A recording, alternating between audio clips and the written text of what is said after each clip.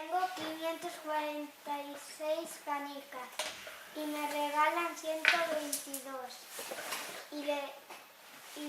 Yo le regalo a Paula 210. ¿Cuántas me quedan? Pues venga.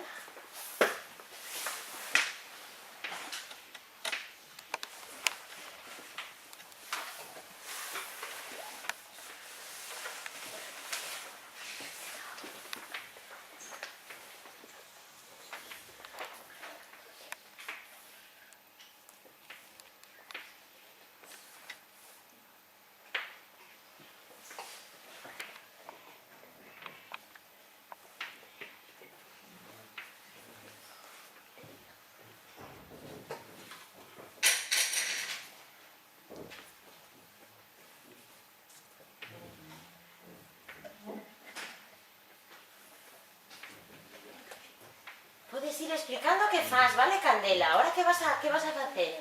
En alto. Restar, vale. Que quitas primeiro? 200. Vale.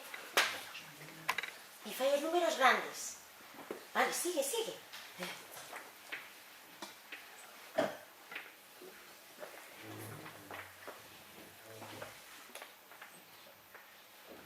E agora que vas facer? Restar 10. Moi ben.